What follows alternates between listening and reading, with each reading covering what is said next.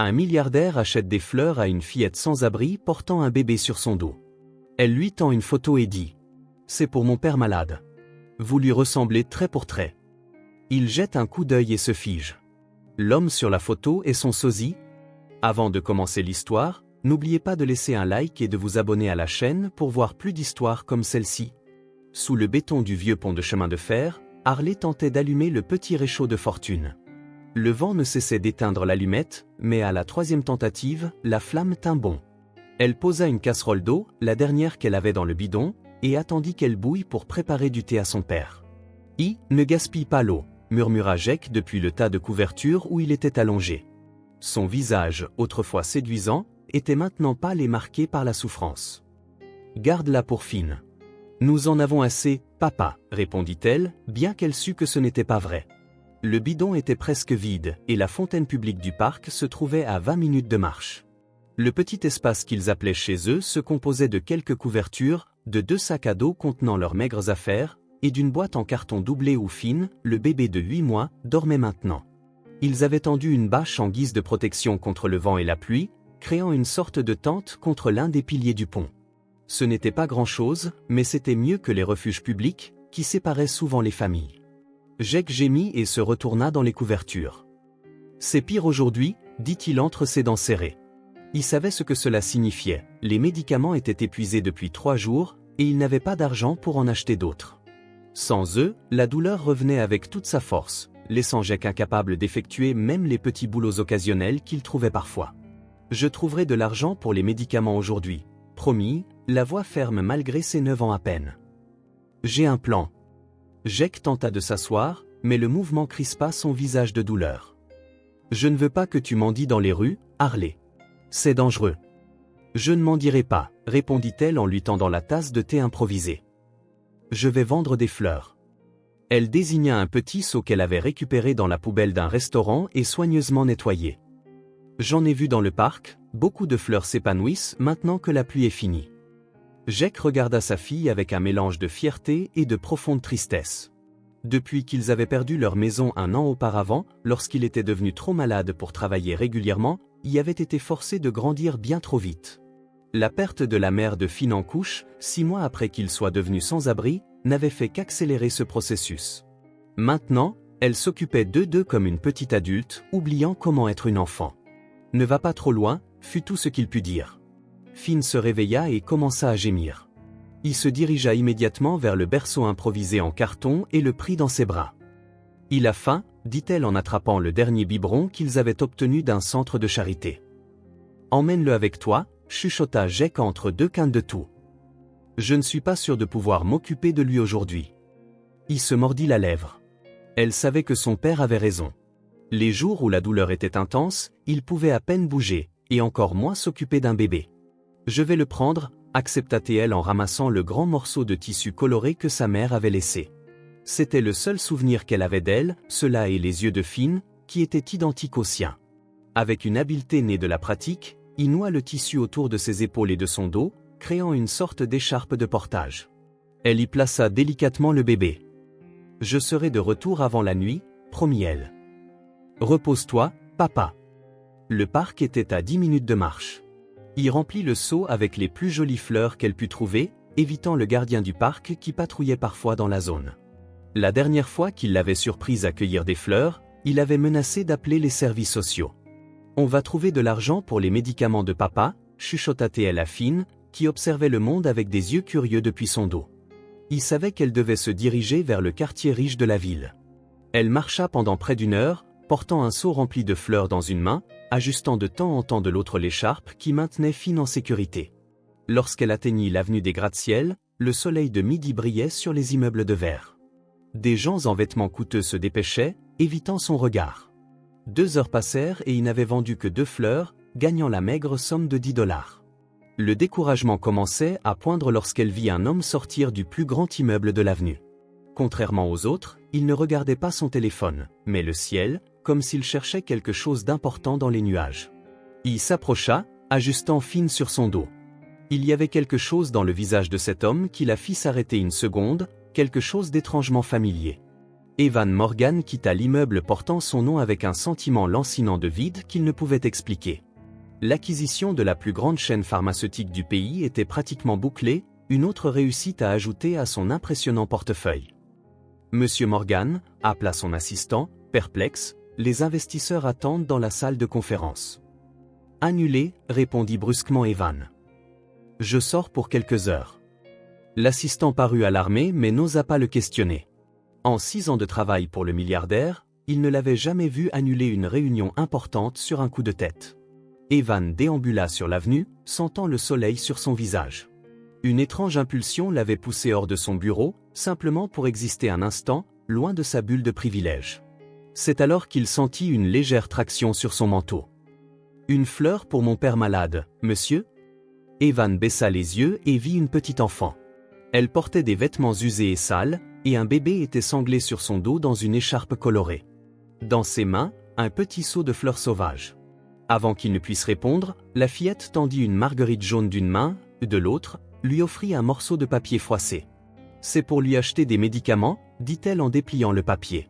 « Vous lui ressemblez. » Evan prit machinalement ce qu'elle lui offrait. La photographie montrait un homme mince assis sur un banc de parc, tenant un nouveau-né. Il souriait malgré sa fragilité évidente. Ce n'était pas une ressemblance fortuite ou l'exagération d'une enfant. L'homme était identique à Evan. La même forme de visage, les mêmes yeux, même la petite marque près de la tempe gauche. C'était comme se regarder dans un miroir reflétant une version de lui-même dans une autre vie, une vie de pauvreté et de difficulté. Evan sentit le sang quitter ses veines. Sa main serra la photo jusqu'à la froisser davantage. Un étrange bourdonnement emplit ses oreilles alors que la réalité semblait se distordre autour de lui. « Vous lui ressemblez beaucoup », répéta la fillette, observant sa réaction. « Nous vivons sous le vieux pont de chemin de fer. Il est trop malade pour travailler. » Evan ne pouvait répondre, il ne pouvait même pas penser clairement. Machinalement, il sortit son portefeuille. Il n'avait que des billets de $100. Il en prit un et le tendit à la fillette, toujours incapable de détacher son regard de la photographie. Les yeux de l'enfant s'écarquillèrent, fixés sur le billet. « C'est beaucoup d'argent, » dit-elle doucement.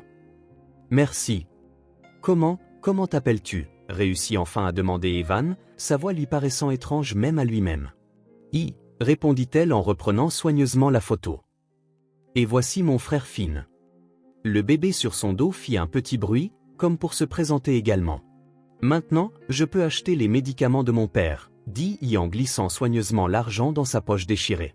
« Vous êtes une bonne personne. » Evan voulait en demander plus. Qui était cet homme? Comment avait-il fini dans la rue?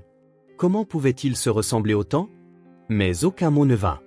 Il était paralysé par le choc de ce qu'il venait de voir. « Bonne journée, monsieur, » dit, s'éloignant déjà avec son seau maintenant un peu plus léger. Evan resta debout au milieu du trottoir, tenant la marguerite jaune, incapable de bouger ou de rappeler la fillette. En quelques secondes, elle disparut dans la foule, le laissant avec des questions qu'il n'aurait jamais imaginé avoir. La ville continuait son rythme effréné autour de lui, les gens au téléphone, les voitures klaxonnant, la vie suivant son cours. Mais pour Evan Morgan, le milliardaire solitaire, plus rien n'était normal, plus rien n'avait de sens. Il plaça soigneusement la fleur dans la poche intérieure de son costume, où pour la première fois depuis des années, se sentit complètement perdu. Le chauffeur ne posa aucune question quand Evan monta dans la voiture.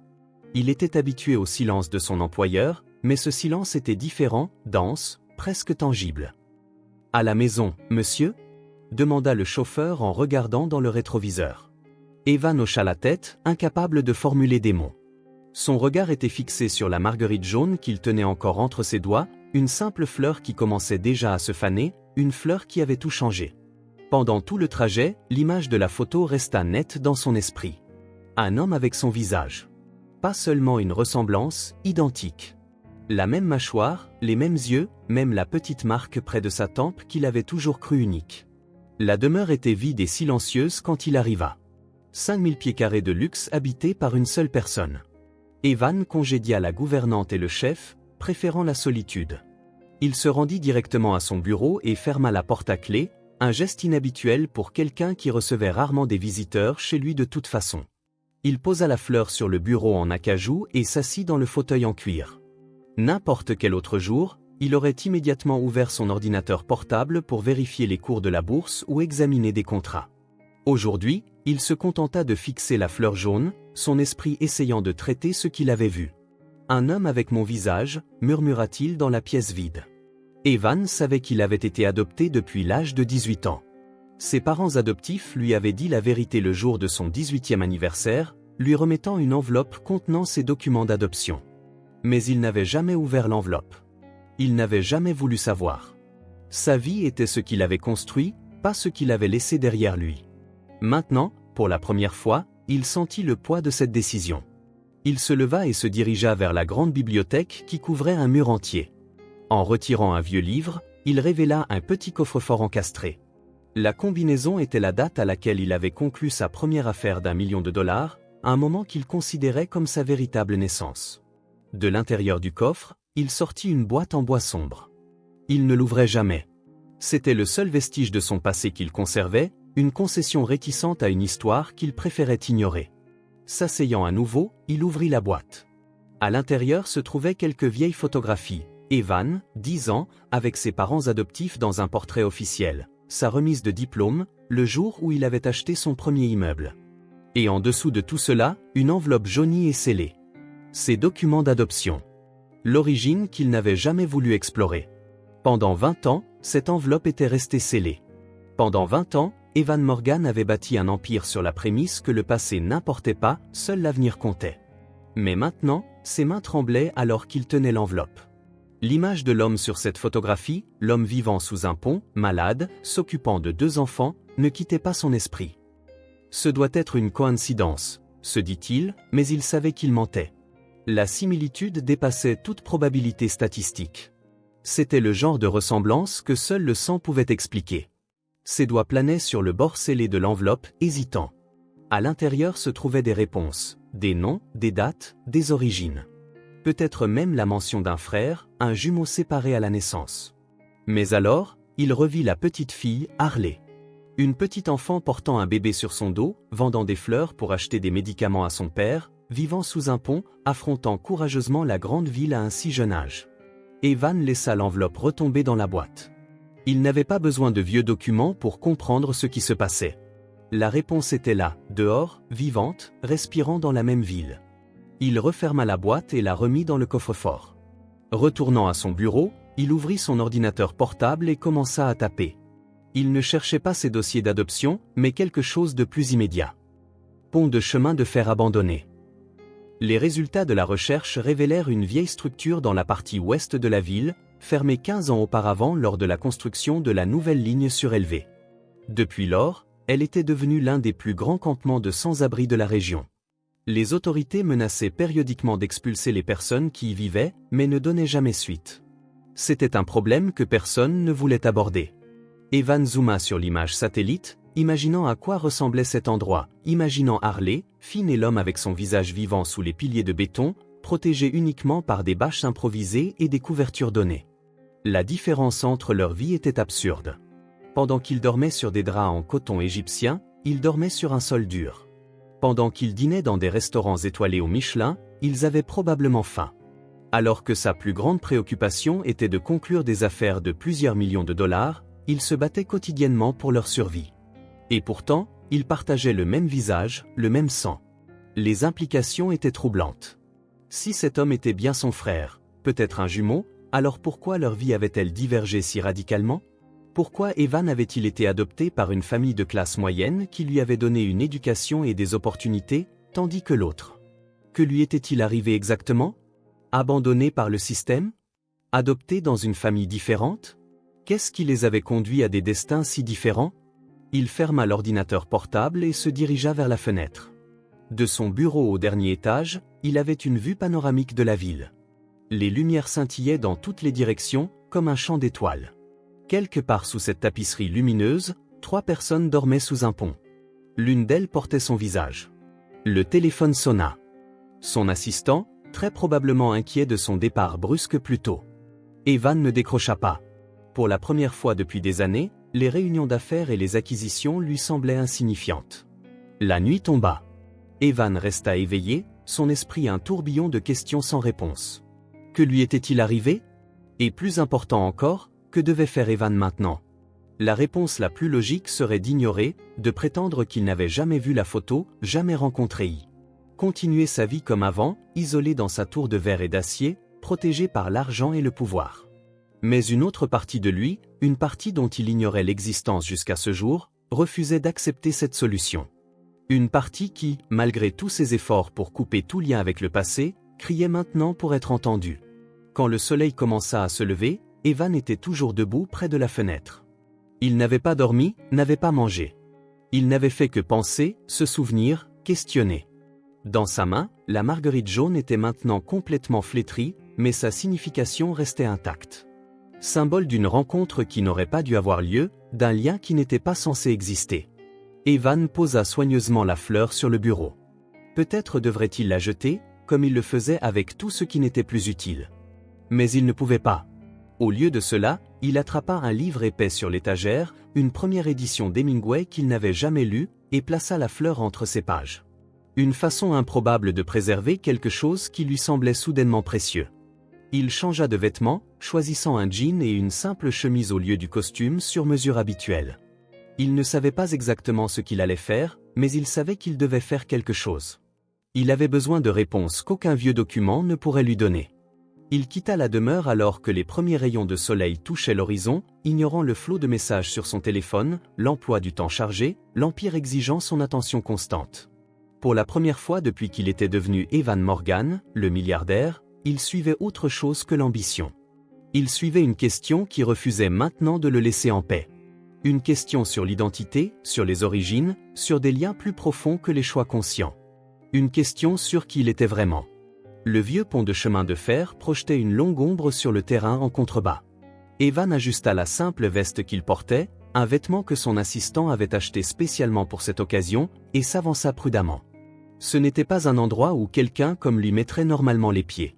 3 jours s'étaient écoulés depuis sa rencontre avec la fillette. 3 jours pendant lesquels l'image de l'homme sur la photo, le visage identique au sien, n'avait jamais quitté son esprit. Son empire corporatif était temporairement à la dérive, réunions annulées, appels sans réponse. L'acquisition pharmaceutique semblait insignifiante comparée à ce qu'il pourrait découvrir ici. Le campement sous le pont était plus grand qu'il ne l'avait imaginé. Des dizaines de tentes de fortune, des bâches attachées aux piliers, des affaires entassées dans des caddies. Un petit village invisible existant dans l'ombre de la ville prospère. Certaines personnes le dévisagèrent avec suspicion alors qu'il approchait. Sa posture, sa coupe de cheveux, ses mains sans callosité, tout en lui criait qu'il était un étranger. « Je cherche une fille », dit Evan en s'adressant à un groupe rassemblé autour d'un baril où brûlait un maigre feu. « Elle porte son petit frère sur son dos. » Silence. Regard suspicieux. Finalement, une femme âgée assise sur une chaise en plastique cassé leva les yeux. « La fille avec le bébé ? Elle reste tout au fond, près du pilier fissuré, » dit la femme en pointant avec une aiguille à tricoter tordue. « Merci, répondit Evan. « C'est une bonne gamine, ajouta la femme. Elle s'occupe de son frère et de son père malade comme une adulte. Ne lui faites pas de mal. » L'avertissement fit marquer une pause à Evan. « Je ne ferai de mal à personne, promit-il. Je veux juste aider. » Suivant la direction indiquée, il trouva une petite bâche bleue tendue entre un pilier et un mur de béton. À côté, une boîte en carton transformée en berceau improvisé. Il n'y avait personne en vue. Pendant qu'il attendait, ses yeux absorbèrent les détails de l'habitation précaire. Une bouteille en plastique coupée en 2 servait de récipient pour des objets divers, une paire de chaussures de bébé usées, un dessin d'enfant scotché au-dessus, une maison avec un arbre et 3 bonshommes allumettes souriants. C'est alors qu'il la vit arriver de l'autre côté du campement. Avec Finn sanglé sur son dos, portant un bidon d'eau en plastique. Elle le remarqua immédiatement, s'arrêtant à quelques pas. « Vous êtes l'homme aux fleurs, » dit-elle, ni surprise ni effrayée, constatant simplement un fait. « Bonjour, répondit Evan, se sentant étrangement nerveux. « Je suis venu voir comment vous alliez. » Ses yeux l'étudièrent avec une intensité déconcertante pour quelqu'un de si jeune. « À cause de votre visage qui ressemble à celui de mon père. » Evan hocha la tête. « Oui, j'ai pensé que nous devrions parler. » Il jeta un coup d'œil au bidon dans ses mains, puis à la bâche qui leur servait de maison. « Mon père va très mal aujourd'hui. Ses médicaments sont encore épuisés. »« Je peux aider, dit Evan immédiatement. Je peux acheter plus de médicaments et de la nourriture, tout ce dont vous avez besoin. Pourquoi, interrompit sa petite voix ferme. Pourquoi vous souciez-vous de nous? C'était une question juste. Pourquoi se souciait-il? Pourquoi avait-il été obsédé par cette famille qu'il ne connaissait même pas? Parce que je pense que ton père et moi pourrions être parents, répondit-il honnêtement. Peut-être frères. La ressemblance est trop forte pour être une coïncidence. Il considéra sa réponse.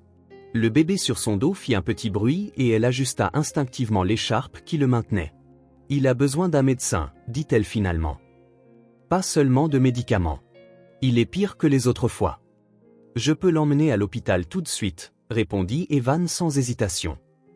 Le meilleur hôpital de la ville. Y hésita, partagé entre la méfiance et le besoin urgent d'aide. Je dois d'abord lui demander, décida-t-elle. Evan hocha la tête. Bien sûr. Elle désigna un banc cassé à quelques pas. Attendez là. Obéissant, Evan regarda y disparaître sous la bâche bleue. Les minutes suivantes lui parurent des heures. Autour de lui, la vie sous le pont continuait à son propre rythme, un monde entièrement différent du sien, séparé non seulement par la distance mais par un gouffre de privilèges. Finalement, il sortit de la tente. Il a dit que vous pouviez entrer. L'espace sous la bâche était si petit qu'Evan dut se baisser pour entrer. L'odeur le frappa immédiatement, un mélange de sueur, d'urine et de quelque chose de chimique qu'il ne put identifier. Dans le coin le plus éloigné, sur un matelas mince recouvert de couvertures usées, gisait un homme. Et alors, le temps s'arrêta. Même dans la pénombre, même avec l'homme visiblement malade et affaibli, l'impact fut immédiat et écrasant. C'était comme regarder dans un miroir déformé. Pas seulement son visage, mais une vie alternative entière, un chemin non emprunté. Les mêmes yeux, maintenant caves et jaunâtres, le même nez, la même forme de visage, même la petite cicatrice au-dessus du sourcil droit. Ce n'était pas seulement une ressemblance, c'était identique. Mon Dieu, murmura involontairement Evan. L'homme sur le matelas tenta de s'asseoir, mais le mouvement lui causa clairement de la douleur. Sa peau avait une teinte jaune maladive et ses yeux étaient injectés de sang. Quand il parla, sa voix était rauque, presque un murmure. « Qui êtes-vous ? » « Je m'appelle Evan Morgan, » répondit-il, luttant toujours pour assimiler ce qu'il voyait. « Votre fille m'a trouvé il y a quelques jours et m'a montré votre photo. » L'homme étudia intensément le visage d'Evan. « Jack Carter, » dit-il finalement en tendant une main tremblante. « Mais je suppose que vous le saviez déjà. » Evan serra la main offerte, plus légère et plus chaude que la normale, la peau sèche comme du papier. « Oui, il me l'a dit. » Un lourd silence tomba entre eux, chargé de questions inexprimées. Jack fut le premier à rompre le silence. « Adopté ?» La simplicité de la question frappa Evan comme un coup de poing. « Oui. À 6 mois. Et vous ?» Jack hocha faiblement la tête. « À 2 ans.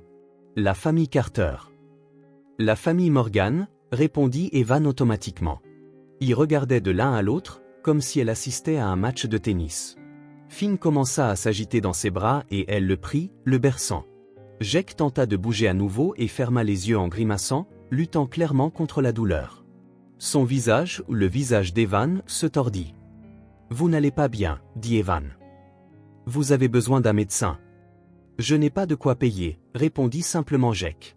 « Je paierai, » dit Evan sans hésitation. « Tout. Médecin, hôpital, médicaments, tout ce dont vous aurez besoin. » Jack le regarda avec lassitude. « Pourquoi ?» C'était la même question que y avait posée, une question à laquelle Evan n'avait toujours pas de réponse complète. « Parce que vous regardez, c'est comme me regarder moi-même, » dit-il finalement. « Et je ne peux pas simplement tourner le dos à ça. » Jack scruta le visage d'Evan pendant un long moment, comme pour y chercher la moindre trace de tromperie. Puis son regard se porta sur I, qui tenait Finn contre sa poitrine. « Je ne peux pas les laisser seuls, » dit-il, la voix presque éteinte. « Je n'ai personne d'autre. »« Ils peuvent venir aussi, » répondit Evan. « Nous irons tous ensemble à l'hôpital. » Le scepticisme dans les yeux de Jack était palpable. Dans son monde, les offres d'aide venaient rarement sans contrepartie. Mais un autre spasme de douleur le saisit, le forçant à se recroqueviller sur lui-même. « Papa !» s'exclama I en se précipitant. « S'il te plaît, laisse-le t'aider. » Jack ferma les yeux un instant, respirant difficilement. Quand il les rouvrit, quelque chose avait changé. Une acceptation réticente de la réalité. D'accord, murmura-t-il. Mais tous ensemble. Tous ensemble, confirma Evan. Les minutes suivantes furent un tourbillon d'activité.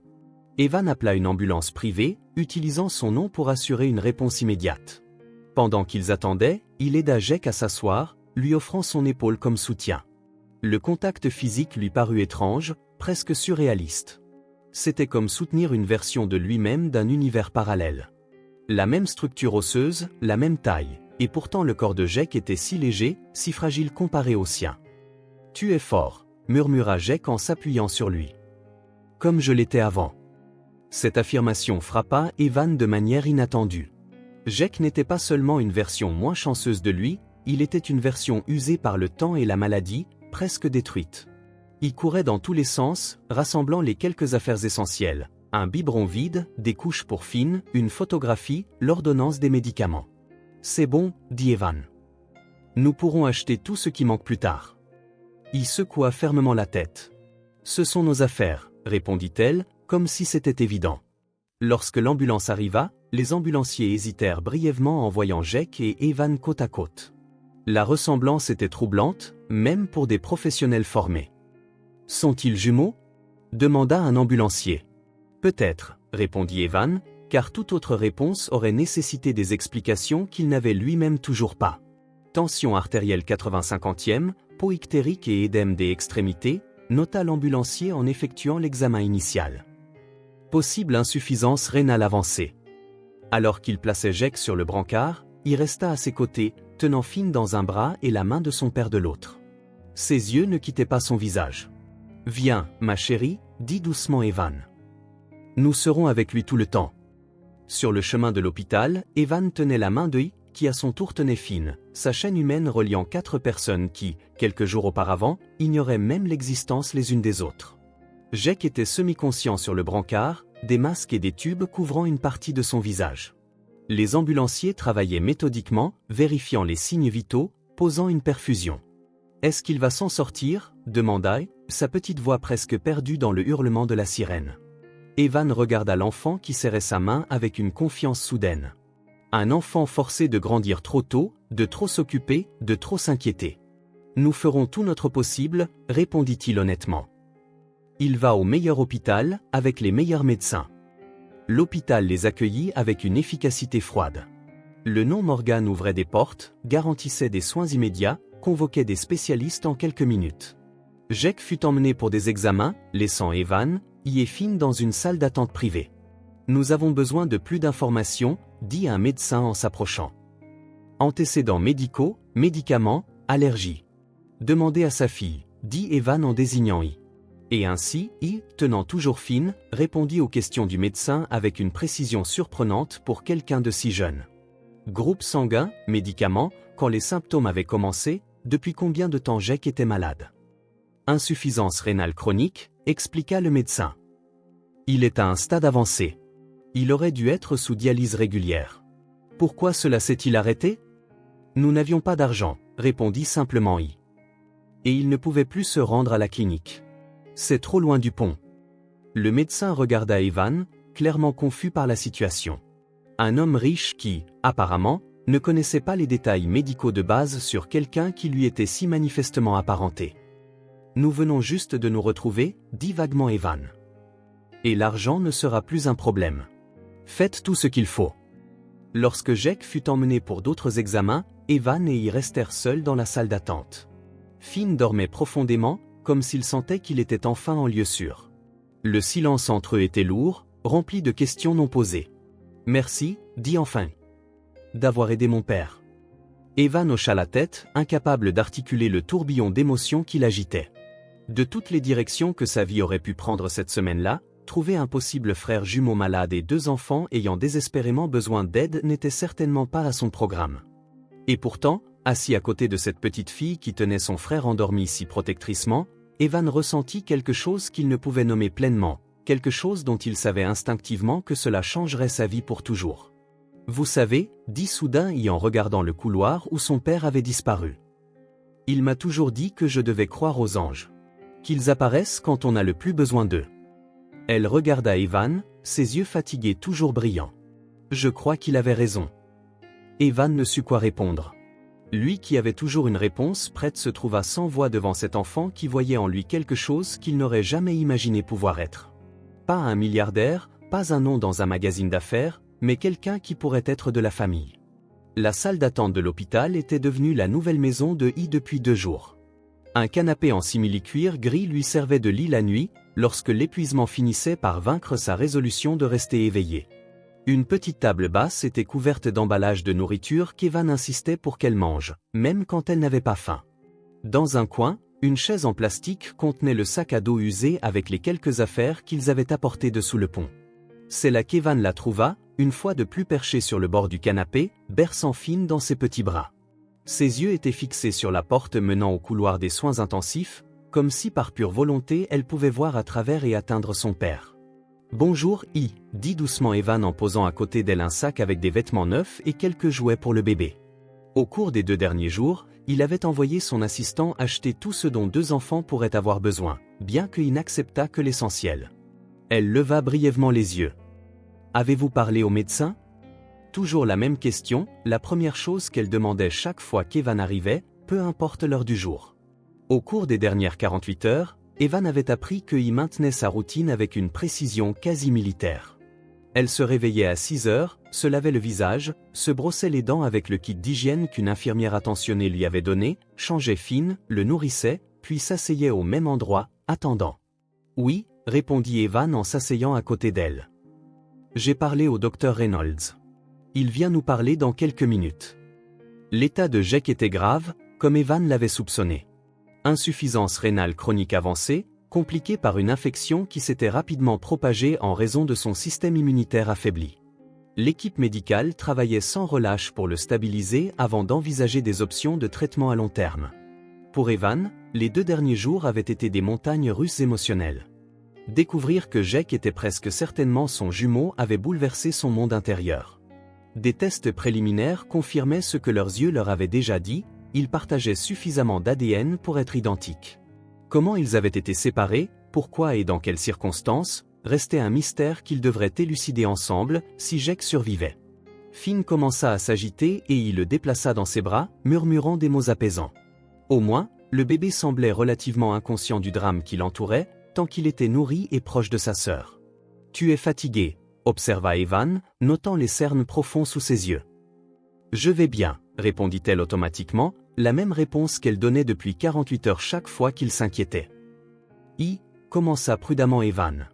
C'était une conversation qu'il répétait mentalement depuis la veille, lorsque le docteur Reynolds l'avait pris à part pour lui faire part de son inquiétude concernant la petite fille et le bébé qui vivaient pratiquement dans la salle d'attente. « Je pense que nous devons parler de toi et de Finn. » Ses yeux se rétrécirent immédiatement de suspicion. « Nous n'irons pas dans un refuge. Papa a toujours dit qu'il séparait les familles. C'est pour ça qu'on est resté sous le pont. » « Non, ce n'est pas ça, » se dépêcha de dire Evan. « Je ne parle pas de refuge. »« Alors de quoi ?» demanda-t-elle, sa petite voix durcie par une expérience qu'aucun enfant ne devrait avoir à endurer. « Aide sociale à l'enfance ? Foyer d'accueil ?» Evan prit une profonde inspiration. Il aurait dû savoir que ce ne serait pas une conversation facile. Il avait passé sa vie à apprendre à se méfier des autorités, des institutions, de quiconque représentait le système qui avait maintes fois failli à sa famille. « Je parle de ma maison, » dit-il finalement. « J'ai beaucoup de place. Vous 2 pourriez rester avec moi pendant que ton père est à l'hôpital. » Il resta silencieux un long moment, son regard passant d'Evan aux portes des soins intensifs et vice-versa. Finn remua dans ses bras et elle le berça instinctivement, un mouvement aussi naturel que de respirer. « Non, » dit-elle enfin. « Je dois rester près de mon père. » Un hôpital n'est pas un endroit où les enfants doivent vivre, I, tenta d'expliquer doucement Evan. Surtout pas pour un bébé. Finn a besoin d'un environnement plus stable, plus confortable. Il va bien ici, insista-t-elle. Nous allons bien. Nous avons traversé pire. Le cœur d'Evan se serra à ces mots. Qu'est-ce que cet enfant avait déjà affronté dans sa courte vie pour considérer acceptable de vivre dans une salle d'attente d'hôpital? J'en suis sûr, dit-il doucement. Mais tu n'as plus à le faire. Pas tant que je peux aider. Ses yeux rencontrèrent les siens, l'évaluant avec cette intensité troublante qui semblait voir au-delà des mots. Pourquoi ? demanda-t-elle, la même question qu'elle avait posée de nombreuses fois ces derniers jours. Pourquoi nous aidez-vous? C'était une question à laquelle Evan ne savait toujours pas pleinement répondre.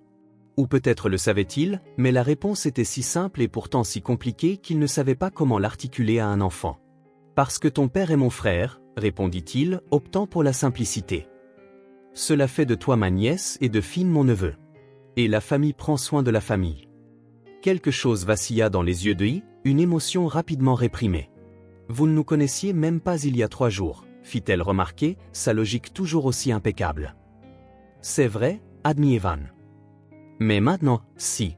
Et je ne peux pas simplement l'ignorer. Avant qu'il ne puisse répondre, la porte des soins intensifs s'ouvrit et le docteur Reynolds entra dans la salle d'attente.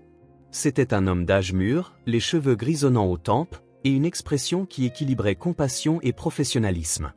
Monsieur Morgan, les salua-t-il en tirant une chaise pour s'asseoir en face d'eux. J'ai des nouvelles de Jake. Il se redressa immédiatement, les yeux rivés sur le médecin. Est-il réveillé? Pas encore, répondit gentiment le docteur Reynolds. Mais il y a des progrès. L'infection répond aux antibiotiques et ses taux rénaux ont montré une légère amélioration ces dernières 12 heures. Alors il va aller mieux, demanda I, une note d'espoir dans la voix pour la première fois en 2 jours. Le médecin échangea un bref regard avec Evan avant de répondre, ton père est très malade. L'insuffisance rénale est chronique, ce qui signifie que c'est une condition à long terme. Nous traitons cette crise, mais il aura besoin de soins continus. Quel genre de soins? Demanda Evan, bien qu'il se doutât de la réponse. Dialyse régulière pour commencer, expliqua le médecin. Et finalement, la meilleure solution serait une greffe de rein. Il fronça les sourcils, essayant de comprendre l'information. Combien de temps restera-t-il à l'hôpital? Au moins 2 semaines de plus, peut-être plus, répondit le médecin. D'abord, nous devons le stabiliser complètement, traiter l'infection, puis commencer un programme de dialyse régulier. Evan vit le poids de cette information s'abattre sur les petites épaules de Yi. 2 semaines. 2 semaines à vivre dans une salle d'attente, à s'occuper d'un bébé, inquiète pour son père. Docteur Reynolds, dit Evan, j'essaie de convaincre Yi et Finn de rester chez moi pendant que Jake est hospitalisé. Je pense que ce serait mieux pour eux deux. Le médecin hocha la tête. Ce serait en effet beaucoup plus approprié. Honnêtement, j'étais inquiet. Un hôpital n'est pas un environnement adapté aux enfants sur une longue période, surtout pour un bébé. Il serra Finn plus fort contre elle. Mais s'il a besoin de moi? S'il se réveille et que je ne suis pas là? Nous pouvons lui rendre visite tous les jours, proposa Evan. Je te le promets. Matin et après-midi si tu veux. Et s'il y a le moindre changement, l'hôpital a mon numéro. Nous pouvons être ici en quelques minutes. De plus, ajouta le docteur Reynolds, quand ton père commencera à aller mieux, il sera important que toi et ton frère soyez bien reposés et en bonne santé. Cela l'aidera à récupérer. Il regarda autour d'elle la salle d'attente, le canapé inconfortable, les lumières fluorescentes qui ne s'éteignaient jamais complètement, le va-et-vient constant d'étrangers. Je ne veux pas le laisser seul, dit-elle, la voix presque un murmure. Il n'est pas seul, assura le docteur Reynolds. Nous avons toute une équipe qui s'occupe de lui 24 heures sur 24. Et je serai là quand tu ne le seras pas, ajouta Evan, l'offre lui échappant avant qu'il n'ait pu y réfléchir à 2 fois. Je peux travailler à distance depuis l'hôpital pendant que tu es à la maison avec Finn. Il leva les yeux, surprise. Vous feriez ça? Bien sûr, répondit Evan, réalisant avec une clarté soudaine qu'il le ferait vraiment. Il réorganiserait son emploi du temps, déléguerait des réunions, travaillerait tard si nécessaire, mais il ne laisserait pas Jake seul. Il ne laisserait pas cet enfant inquiet. Un silence s'installa dans la pièce tandis qu'il considérait sa proposition. Finn commença à s'agiter à nouveau, probablement affamé. Comme s'il sentait son indécision, ses pleurs devinrent plus insistants. « Je dois le nourrir, dit-il en se levant. « Tu veux que je le tienne pendant que tu prépares le biberon ?» proposa Evan, tendant les bras avec hésitation. À sa surprise, après un moment de réflexion, il lui confia le bébé. C'était la première fois qu'elle confiait Finn à quelqu'un d'autre. Son petit corps, chaud et lourd dans les bras d'Evan, lui parut incroyablement fragile. Evan l'ajusta soigneusement, se rappelant vaguement comment tenir un nouveau-né, d'il y a des années, quand l'un de ses cadres avait amené son nourrisson au bureau. Pendant qu'ils préparaient le lait maternisé que l'infirmière leur avait donné, Evan regarda le visage de Finn. Il y voyait quelque chose de Jake. Où était-ce lui-même? Dans la forme du nez, l'arc du sourcil. La génétique était extraordinaire. Ce petit être partageait d'une manière ou d'une autre son sang, indirectement. Je suis prête, dit-il en s'approchant pour reprendre Finn. Tu veux que j'essaie ? Demanda Evan, se surprenant encore une fois. Il hésita, puis lui tendit le biberon, restant proche, supervisant chaque mouvement. Tient sa tête plus haut, l'instruisit-elle, et incline le biberon pour qu'il n'avale pas d'air. Evan obéit, regardant avec fascination Finn téter avidement, ses yeux curieux fixés sur le visage d'Evan avec une concentration inébranlable. « Vous avez des enfants » demanda soudain I. « Non » répondit Evan. « Je ne me suis jamais marié. J'étais toujours trop occupé à travailler. » Papa dit que le travail n'est pas tout, commenta I en se rasseyant. Il dit, les gens comptent plus que l'argent. Ces mots simples frappèrent Evan avec une force inattendue. Jake, vivant sous un pont, enseignant à sa fille que les gens étaient plus importants que l'argent. Et Evan, dans sa demeure vide, avec des comptes en banque débordants mais manquant de vrais liens. Ton père est un homme sage, répondit-il sincèrement. Après que Finn eut fini son biberon, il montra à Evan comment placer doucement le bébé contre son épaule et lui tapoter le dos. Lorsqu'un petit ro suivi d'un soupir satisfait émergea, Evan ne put s'empêcher de sourire. « Vous êtes un pro à ça » remarqua-t-il, une rare note d'approbation dans sa voix. « J'ai un excellent professeur » répondit Evan en lui remettant Finn dans les bras. Il regarda son frère un long moment, puis la porte des soins intensifs, et enfin Evan. « Si nous allons chez vous, dit-elle lentement, chaque mot pesé soigneusement, vous devez promettre certaines choses. »« Bien sûr, » répondit Evan, essayant de ne pas montrer le soulagement qu'il ressentait. « Premièrement, nous venons voir mon père tous les jours, sans exception. »« Promis. » « Deuxièmement, si les médecins appellent, peu importe l'heure, vous nous amenez immédiatement. »« Bien sûr. » « Troisièmement, » continua-t-elle, son ton indiquant que c'était la condition la plus importante de toutes, vous n'allez appeler aucun service social ni essayer de nous enlever à mon père. Nous sommes une famille et nous restons ensemble. La férocité de la loyauté et de l'amour chez cette petite personne était presque écrasante. À seulement 9 ans, il comprenait et défendait des valeurs que beaucoup d'adultes n'apprenaient jamais. Dit Evan sérieusement, la regardant droit dans les yeux. Je te promets que je ne ferai jamais rien pour vous séparer. En fait, je veux aider à vous garder tous les trois ensemble, plus en sécurité et en meilleure santé. Elle l'étudia un long moment, ses yeux cherchant le moindre signe de fausseté. Finalement, elle hocha la tête. D'accord, dit-elle simplement. Nous pouvons aller chez vous. Mais seulement pendant que papa est à l'hôpital. Marché conclu, répondit Evan en tendant la main comme pour sceller un accord commercial. Il lui serra la main avec un sérieux comique. Quand pourrons-nous voir mon père avant de partir ? Je vais parler au docteur Reynolds, dit Evan en se levant. Je suis sûr que nous pouvons lui jeter un coup d'œil rapide maintenant. Alors que le médecin les guidait dans le couloir des soins intensifs, Evan sentit une petite main se glisser dans la sienne. Ce simple geste, si petit et si profondément significatif, provoqua une vague d'émotion à laquelle il ne s'attendait pas. C'était un vote de confiance, bien que prudent, d'un enfant qui avait appris à la dure que faire confiance aux gens pouvait être risqué. Lorsqu'ils atteignirent la porte de la chambre de Jake aux soins intensifs, il hésita. « C'est bon » la rassura Evan. « Je suis juste là avec toi. » Elle hocha la tête, resserrant légèrement sa prise sur sa main, et ensemble ils entrèrent voir Jake. La vue de son frère nouvellement découvert, branché à des tubes et des moniteurs, pâle et inconscient, mais luttant pour rester en vie, solidifia quelque chose à l'intérieur d'Evan. Une résolution qui allait au-delà de toute promesse faite à I, au-delà de tout sentiment d'obligation familiale nouvelle. Il prendrait soin de ces trois personnes. Pas seulement maintenant, pas seulement pendant l'hospitalisation de Jake, mais aussi longtemps qu'il le lui permettrait, aussi longtemps qu'il le faudrait. Et peut-être, ce faisant, apprendrait-il ce que Jake savait déjà, que les gens étaient vraiment plus importants que l'argent. La demeure d'Evan Morgan, avec ses 6 chambres, sa piscine intérieure et son système de sécurité high-tech, n'avait jamais hébergé d'enfants. L'écho de petits pas sur les sols en marbre était un son complètement nouveau, tout comme les pleurs occasionnelles d'un bébé rompant le silence à des heures indues. Une semaine s'était écoulée depuis que Finn avait temporairement emménagé. La première nuit fut la plus difficile. Il dormit à peine, assise sur le bord du lit de la chambre d'amis qu'Evan avait préparée pour elle, sur ses gardes comme un petit soldat en territoire ennemi. Finn, étonnamment, s'adapta plus facilement, dormant profondément dans le berceau fraîchement livré. Comme promis, Evan les emmenait à l'hôpital 2 fois par jour. Jake restait aux soins intensifs, mais montrait de petits signes d'amélioration. Il se réveillait brièvement quelquefois, reconnaissant et serrant sa petite main avant de se rendormir. Les médecins disaient que c'était normal, son corps avait besoin de repos pour récupérer. C'est après une de ces visites, alors qu'il bruinait doucement dehors, que quelque chose changea.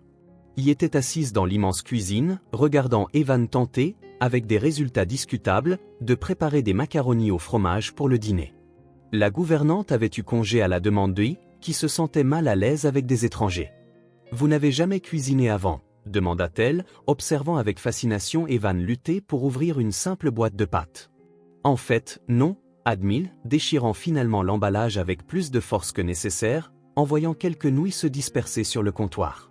« D'habitude, je commande à emporter ou c'est la gouvernante qui s'en charge. » Il balançait ses jambes depuis la chaise haute. « Je peux aider. Je cuisinais pour papa parfois, quand il était trop fatigué. » L'offre, présentée si naturellement, frappa Evan. L'idée d'une enfant si petite devant cuisiner pour survivre était douloureuse. « Je pense que ce serait génial, » répondit-il, essayant de garder un ton léger. Une leçon de cuisine privée. Finn dormant paisiblement et un babyphone placé sur le comptoir, y guida Evan à travers le processus étonnamment complexe de préparation de macaronis au fromage comme il faut. Tandis qu'elle expliquait, sa confiance en cuisine contrastait vivement avec sa timidité ailleurs dans la maison. « Papa ajoute toujours un peu de moutarde, » l'instruisit-elle, aussi sérieuse qu'un chef cuisinier. « Ça lui donne un goût spécial. »« Où as-tu appris ça ?» demanda Evan, remuant docilement un peu de moutarde dans la sauce. « De ma maman, » répondit, sa voix baissant un peu. Avant qu'elle ne parte. C'était la première fois qu'elle mentionnait sa mère. Jusque-là, il n'avait parlé que de Jake et Finn, comme s'ils n'avaient toujours été que tous les trois. « Ta maman aimait cuisiner ?» demanda prudemment Evan, gardant un ton désinvolte pendant qu'il remuait la sauce. Il resta silencieux un moment, remuant une cuillère dans sa propre tasse de lait. « Elle n'est pas partie exprès, » dit-elle finalement, sa petite voix tremblante. « Elle est morte quand Finn est né. » L'impact de ces mots simples fit arrêter Evan de remuer. Il regarda qui fixait sa tasse. « Je suis tellement désolé, dit-il sincèrement. Ça a dû être très dur. Papa a pleuré pendant plusieurs jours, continua-t-elle, comme si maintenant qu'elle avait commencé, elle devait raconter toute l'histoire. Il disait que je lui ressemblais. Puis on a arrêté d'en parler. C'était trop triste pour lui. » Evan éteignit le feu. Les pâtes pouvaient attendre. Il s'assit sur le tabouret à côté d'elle. « Et toi ? C'était triste pour toi aussi ?» Il haussa les épaules, un geste censé être désinvolte mais qui ne parvenait pas à cacher la douleur. « Parfois, j'oublie à quoi ressemblait son visage, » avoua-t-elle. « On avait une photo, mais on l'a perdue quand on a été expulsé de notre premier appartement. »« C'était quand ?» demanda Evan. « Après la naissance de Finn. Papa ne pouvait plus travailler autant parce qu'il devait s'occuper de nous deux et il est tombé malade. » Elle balança à nouveau ses jambes. « Alors on a dû déménager. On a vécu dans beaucoup d'endroits. Le dernier, c'était sous le pont. » La manière concise dont il décrivait l'effondrement total de sa vie stable était à la fois impressionnante et déchirante. « Combien de temps avez-vous vécu sous le pont ? » « 5 mois, je crois, » répondit-elle pensivement. « C'est difficile de garder la notion du temps là-bas. Tous les jours se ressemblent. » Evan resta silencieux, essayant d'absorber tout cela. La tragédie que cette famille avait endurée, une mère mourant en couche, un père trop malade pour travailler, une expulsion, une extrême pauvreté, était presque incompréhensible pour quelqu'un comme lui, qui n'avait jamais eu à s'inquiéter de l'argent ou de la sécurité. Les nuits étaient les pires, continua, la voix maintenant presque un murmure. Il faisait froid et Finn pleurait beaucoup. Papa essayait de nous tenir chaud, même quand il tremblait. Il disait toujours que les choses s'amélioreraient, qu'un jour on aurait à nouveau une maison. Elle regarda autour d'elle l'immense cuisine avec ses appareils étincelants et ses comptoirs en marbre. « Je suppose qu'il n'a jamais imaginé une maison comme ça, » ajouta-t-elle avec un petit sourire. Evan sentit une boule dans sa gorge. « Tu es une fille très courageuse. Le savais-tu » Elle haussa à nouveau les épaules. « Ce n'est pas du courage. C'est juste ce qu'il fallait faire. » La profonde simplicité de sa réponse frappa Evan comme un éclair. Durant toutes ces années dans le monde de l'entreprise, entouré de gens ambitieux rivalisant pour le pouvoir et la reconnaissance, il n'avait jamais rencontré une telle force de caractère. Le babyphone émit un son doux. Finn remuait dans son sommeil. Il jeta immédiatement un coup d'œil à l'appareil, son sens des responsabilités ne se reposant jamais vraiment. « Il va bien », assura Evan. Il s'est juste retourné. Il fait ça, dit. Il bouge beaucoup dans son sommeil. Tout comme Jake, commenta Evan, se souvenant avoir remarqué son frère se retourner sans cesse dans son lit d'hôpital, même sous sédatif. Il le regarda avec curiosité. Est-ce que vous faites ça aussi? En fait, oui, admit Evan, n'ayant jamais fait le lien auparavant. Ma gouvernante se plaint que chaque matin, les draps sont complètement en désordre. Un sourire sincère illumina le visage de une rareté précieuse qu'Evan apprenait à chérir. Alors c'est de famille, dit-elle, acceptant la nouvelle parenté entre eux par une simple déclaration. Génétique? Oui, acquiesça Evan, sentant une chaleur inhabituelle dans sa poitrine. Ça coule dans la famille. Ils finirent de cuisiner les macaronis ensemble, y guidant patiemment Evan pour ne pas trop cuire les pâtes. Quand ils s'assirent enfin pour manger, le résultat n'était pas digne d'un restaurant, mais ils l'avaient fait ensemble. C'est agréable, dit après quelques minutes de silence confortable. Pas les pâtes. Elles sont un peu collantes. Et, protesta Evan avec une indignation feinte. C'est agréable d'être ici, continua-t-elle, ignorant son interruption. Avoir un vrai lit, de l'eau chaude, ne pas s'inquiéter de la pluie ou des mauvaises personnes. La simplicité avec laquelle elle appréciait des choses qu'Evan avait toujours tenues pour acquises était humiliante. Merci, ajouta-t-elle doucement, baissant les yeux sur son assiette. De nous aider, et d'aider papa. Tu n'as pas à me remercier, répondit Evan, sentant que rien de ce qu'il disait ne pourrait jamais suffire. Écoute, je suis content de vous avoir trouvé. Et il réalisa, quelque peu surpris, que c'était vrai. Sa vie d'avant lui semblait vide, remplie uniquement de réunions, d'acquisitions et de la poursuite sans fin de plus de richesses. La semaine dernière, en apprenant à changer des couches, en écoutant les histoires de en rendant visite à Jake à l'hôpital, il s'était senti plus vivant et connecté qu'il ne l'avait été depuis des années. Quand papa ira mieux, dit soudain, voudras-tu toujours nous voir? La question, si directe et vulnérable, frappa Evan au plus profond de son être. Pour la première fois, il comprit complètement que ce n'était pas temporaire. Ce n'était pas juste un acte de charité ou une curiosité génétique à examiner puis à oublier. C'était le début de quelque chose de beaucoup plus grand, quelque chose qui continuerait pour le reste de leur vie. Tu es ma famille, répondit-il, découvrant la vérité en parlant. Bien sûr que je voudrais te voir. Toujours. Elle hocha la tête, comme pour confirmer quelque chose qu'elle soupçonnait déjà. Bien. Parce que je pense que Finn t'aime bien. Et papa aura besoin d'aide jusqu'à ce qu'il soit complètement rétabli. Et toi? Demanda Evan, essayant de paraître désinvolte mais sentant que la réponse importait plus qu'il ne pouvait l'expliquer. Est-ce que tu m'aimes bien, moi aussi? Il étudia avec ses yeux anciens dans un jeune visage. Tu es bizarre, décida-t-elle finalement. Tu ne sais pas cuisiner et tu as beaucoup trop de choses que tu n'utilises même pas. Mais tu es gentil. Et tu ressembles à papa. Pas seulement à l'extérieur. Venant de c'était le plus grand éloge qu'il pouvait recevoir. Cette nuit-là, après avoir couché Finn une tâche à laquelle il devenait étonnamment compétent, Evan s'arrêta à la porte de la chambre de Elle était déjà au lit, mais encore éveillée, regardant la fenêtre où la pluie tapait doucement. « Tout va bien ?» demanda-t-il. « Je pense juste à papa », répondit-elle. « Tu crois qu'il a froid ?» « Non », l'assura Evan. Les hôpitaux sont maintenus assez chauds et il a beaucoup de couvertures.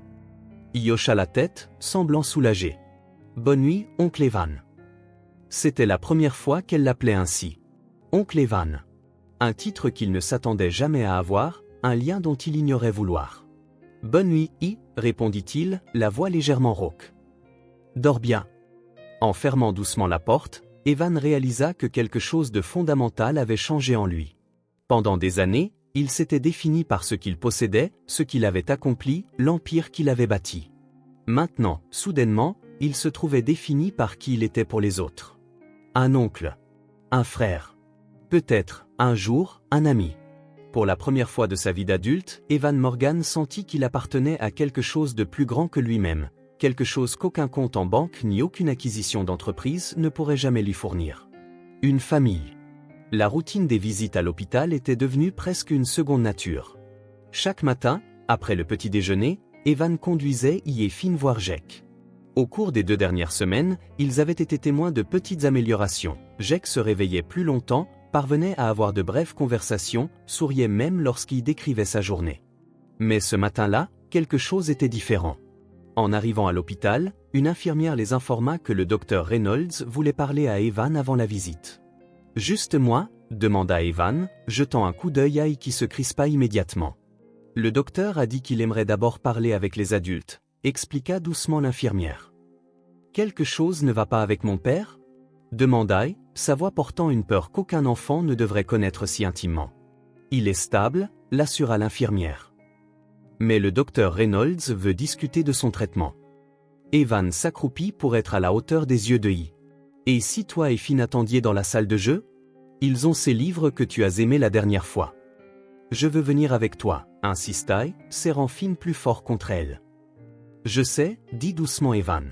« Mais je te promets que je te raconterai tout après. Chaque détail. Et si c'est quelque chose d'important à propos de ton père, tu seras la première à le savoir. » Après plusieurs secondes de délibération interne, il hocha la tête à contre-cœur. « D'accord. Mais reviens vite. » Alors que l'infirmière conduisait les enfants à la salle de jeux pédiatrique, Evan descendit le couloir jusqu'au bureau du docteur Reynolds, essayant de contrôler la montée d'anxiété. Les réunions privées apportaient rarement de bonnes nouvelles. Le médecin le salua d'une poignée de main ferme, lui fit signe de s'asseoir et alla droit au but. « Monsieur Morgan, la situation rénale de Jake est plus grave que nous ne l'avions initialement évaluée », commença-t-il en feuilletant un dossier. « La dialyse le maintient stable, mais ce n'est pas une solution à long terme. Pas avec l'état actuel de ses reins. » Evan sentit un serrement dans sa poitrine. « Qu'est-ce que cela signifie exactement ? » « Cela signifie qu'il a besoin d'une greffe de rein, et relativement vite. » Les mots restèrent en suspens dans l'air, comme une sentence. Evan savait que l'état de Jake était grave, mais il avait espéré qu'un traitement standard suffirait. Combien de temps lui reste-t-il ? Le docteur Reynolds hésita. Sans greffe, difficile à dire. Des mois, peut-être un an avec une dialyse continue. Mais sa qualité de vie serait considérablement réduite. Les dommages sont déjà étendus, et l'infection qu'il a n'a fait qu'accélérer la détérioration. Et ses chances de trouver un donneur compatible, les listes d'attente sont longues, expliqua le médecin. Nous pourrions le prioriser en fonction de la gravité, mais même alors, cela pourrait prendre du temps. Du temps qu'il n'a peut-être pas. Evan prit une profonde inspiration, absorbant les implications. L'idée qui germait dans son esprit depuis qu'il avait découvert que Jake était probablement son jumeau se cristallisa maintenant en une certitude. Et un donneur vivant ? Apparent ? Le médecin le regarda avec un intérêt renouvelé. Ce serait idéal. La compatibilité serait beaucoup plus élevée et nous pourrions procéder dès qu'il serait suffisamment stable. Nous sommes jumeaux, dit simplement Evan. Ou du moins, il semble, d'après les tests que nous avons faits. Cela ferait de moi le donneur parfait, n'est-ce pas ? Théoriquement, oui, acquiesça le docteur Reynolds, une lueur d'espoir dans les yeux. Des jumeaux identiques signifieraient une correspondance parfaite. Mais, Monsieur Morgan, donner un rein est une décision sérieuse. Il y a des risques, la convalescence, des changements de style de vie. Que dois-je faire pour être testé comme donneur ? Interrompit Evan, déjà décidé. Le médecin l'étudia un instant, puis hocha la tête. Nous aurions besoin d'examens complets, analyse de sang, typage tissulaire, évaluation de votre fonction rénale, plus un bilan général pour s'assurer que vous êtes en assez bonne santé pour la chirurgie. Commençons aujourd'hui, dit fermement Evan. Monsieur Morgan, reprit le docteur Reynolds avec prudence, j'apprécie votre volonté, mais il est important que vous compreniez pleinement ce que cela implique. La convalescence prend des semaines. Vous devrez apporter des changements permanents à votre alimentation, à votre régime d'exercice. Docteur, interrompit à nouveau Evan, je comprends vos préoccupations. Mais il y a 3 semaines, je ne savais même pas que Jake existait. Maintenant, je ne peux pas imaginer un monde où il ne serait pas là, pour y Finn. Il marqua une pause, choisissant ses mots avec soin. Si nos rôles étaient inversés, je suis sûr qu'il ferait la même chose pour moi. Quelque chose s'adoucit dans l'expression du médecin. Il est rare de voir un tel engagement, surtout dans des circonstances aussi inhabituelles. La famille ne se définit pas par le temps que l'on se connaît, répondit Evan, surpris par la conviction dans sa propre voix. Elle se définit par ce que l'on est prêt à faire l'un pour l'autre. 40 minutes plus tard, Evan avait signé des formulaires de consentement et avait été dirigé vers le laboratoire où l'on lui avait prélevé plusieurs échantillons de sang. L'équipe de transplantation promit des résultats préliminaires dans les 48 heures.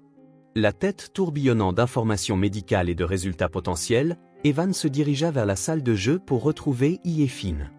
Il la trouva dans un coin, lisant une histoire à son frère, qui regardait les images colorées avec une attention captivée.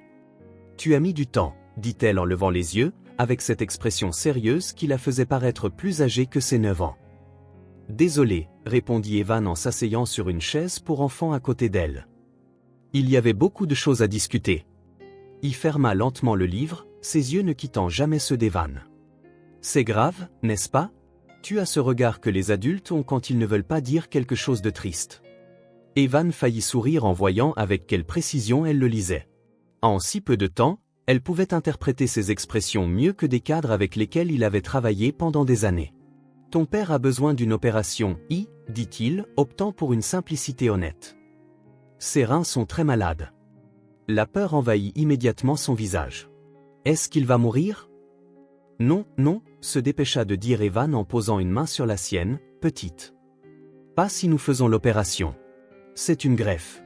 Il a besoin d'un nouveau rein pour remplacer ceux qui ne fonctionnent pas. » « Où allons-nous trouver un nouveau rein ? Demanda-t-elle, toujours pratique, cherchant toujours à comprendre. « D'un donneur, expliqua Evan. Quelqu'un qui donne un de ses reins. Nous en avons 2, mais nous pouvons vivre parfaitement bien avec un seul. » Il traita l'information, les sourcils froncés par la concentration. « Et où allons-nous trouver quelqu'un qui veuille donner un rein à papa ?» Il y avait tant de vulnérabilité dans cette question, tant de peur implicite, qu'Evan sentit une boule dans sa gorge. Cet enfant avait déjà tant perdu, enduré tant d'épreuves. La pensée de ne pas trouver de donneur à temps était un fardeau de plus qu'elle ne devrait pas avoir à porter. « Nous n'avons pas à chercher, » dit-il doucement. « Je vais donner un des miens à ton père. » Ses yeux s'écarquillèrent. « Tu peux faire ça ? » « Oui. Je fais des tests aujourd'hui pour confirmer que nous sommes compatibles, mais comme nous sommes jumeaux, c'est presque certain que nous le sommes. » « Mais ça ne va pas te faire mal ? Tu ne vas pas tomber malade aussi ? » L'inquiétude sincère dans sa voix pour lui émut profondément Evan. « J'irai bien, » l'assura-t-il. « Oui, ça fera un peu mal après l'opération, mais les médecins me donneront des médicaments pour ça.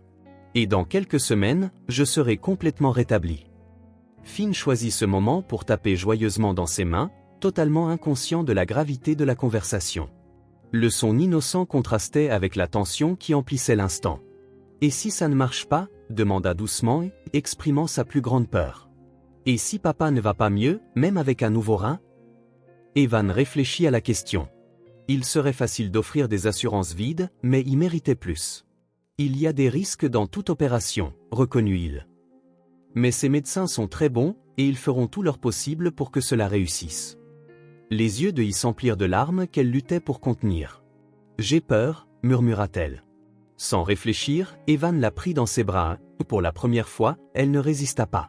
Ses petits bras s'enroulèrent autour de lui avec une force surprenante, comme s'il était une ancre dans une tempête.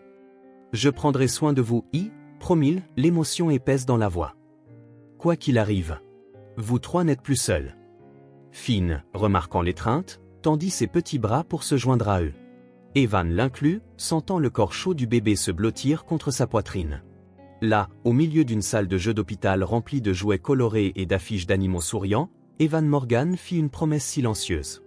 Non seulement à et Finn, mais à lui-même. C'était sa famille maintenant, et il resterait. Non pas parce que la génétique le dictait, non pas parce que lui et Jake partageaient un visage, mais parce que pour la première fois de sa vie, il avait trouvé quelque chose qui valait la peine de se battre au-delà des soldes bancaires et des acquisitions d'entreprises. Quelque chose de plus grand, de plus profond, quelque chose qui le faisait enfin se sentir entier. L'appel téléphonique arriva par un après-midi tranquille. Evan était dans son bureau improvisé à la maison, rattrapant ses emails pendant que Yi et Finn faisaient la sieste, lorsque le docteur Reynolds appela avec la nouvelle qui l'attendait. « Monsieur Morgan, nous avons vos résultats de test, » dit le médecin avec confiance. « Une correspondance parfaite, comme nous le soupçonnions. Vous êtes un donneur idéal pour Jake. » Même s'il s'attendait à la confirmation, entendre ces mots fit ressentir à Evan une vague d'émotions contradictoires. Soulagement, nervosité, résolution. « Quand pouvons-nous programmer l'opération » demanda-t-il, retrouvant son sang-froid. « Dans environ une semaine. Je crois que Jake répond bien à la dialyse et devrait être assez fort d'ici là. » Après avoir raccroché, Evan fut confronté à un problème pratique qu'il n'avait pas encore résolu, qui s'occuperait de Ye-Fin pendant sa convalescence. Lui et Jake devraient tous deux rester à l'hôpital pendant des jours, suivis de semaines de repos. Il pensa immédiatement à Ellen Whittaker, son ancienne gouvernante, une femme d'une soixantaine d'années qu'il avait connue adolescent et était resté en contact occasionnellement. S'il y avait quelqu'un en qui il avait confiance pour veiller sur les enfants, c'était bien elle. L'appel à Ellen fut bref et direct. En quelques minutes, Evan expliqua la situation extraordinaire et demanda si elle pouvait emménager temporairement dans la demeure. « Bien sûr, mon cher, répondit-elle sans hésitation. Ces pauvres petits ont besoin de stabilité. Je serai là demain. » Une fois cela réglé, Evan se prépara à la conversation plus difficile. Il se rendit seul à l'hôpital, profitant qu'il était occupé par des activités proposées par une assistante sociale.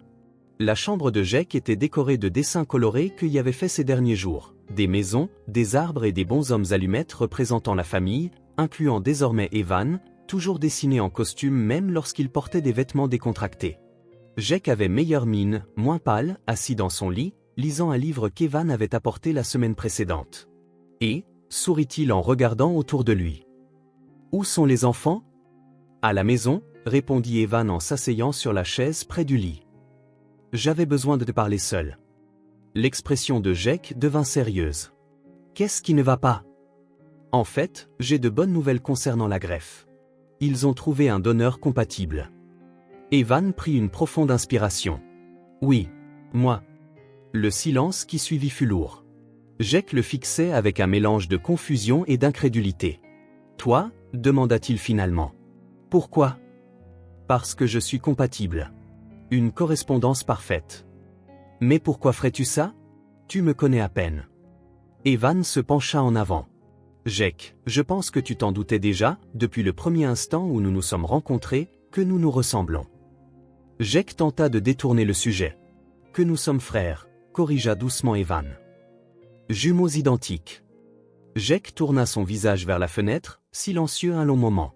Le seul son dans la pièce était le bip régulier des moniteurs. « Quand j'étais enfant, dit-il enfin, j'imaginais que j'avais un frère quelque part. Quelqu'un qui me comprendrait, qui viendrait me trouver. » Sa voix se brisa légèrement. « Puis j'ai renoncé à ce fantasme. »« Ce n'était pas un fantasme, » répondit Evan. « J'ai fait quelques recherches préliminaires. Nous sommes nés à l'hôpital Saint-Marie. J'ai été adopté à 6 mois par une famille riche. Tu es resté dans le système jusqu'à tes 2 ans, acheva Jake. Adopté par les Carter. Des gens bien, juste qu'ils n'avaient pas grand-chose. Ils sont morts dans un accident quand j'avais 19 ans. » Un autre silence tomba. 2 vies qui avaient commencé au même endroit, divergeant si radicalement. « Pourquoi aurais-tu été choisi tout de suite alors que j'ai attendu ?»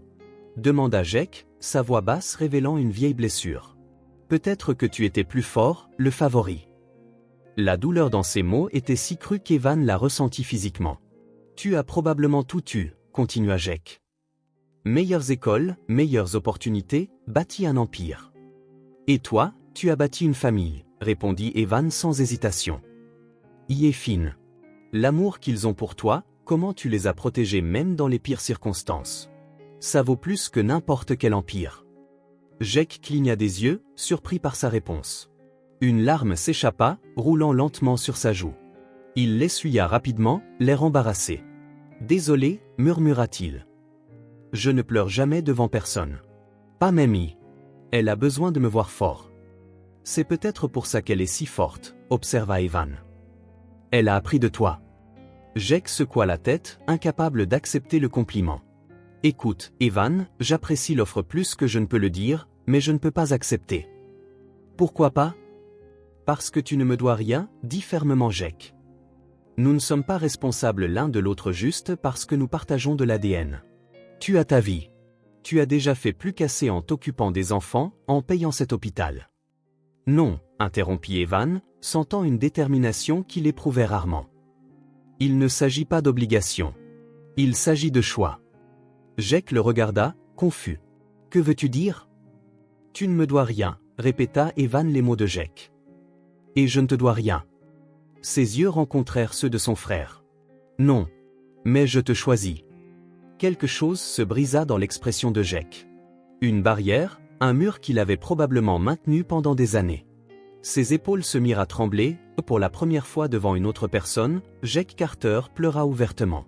Pas seulement des larmes silencieuses, mais de profonds sanglots qui semblaient provenir de décennies de lutte solitaire. Sans hésitation, Evan se leva et s'assit sur le bord du lit, passant un bras autour des épaules de son frère. Jake s'appuya contre lui, se laissant réconforter pour la première fois depuis des années. « Tout va bien se passer », murmura Evan. « Tu n'es plus seul. » Une femme aux cheveux gris et aux yeux bienveillants arriva le lendemain matin. Il observa avec méfiance tandis qu'elle parlait doucement avec Evan dans le salon.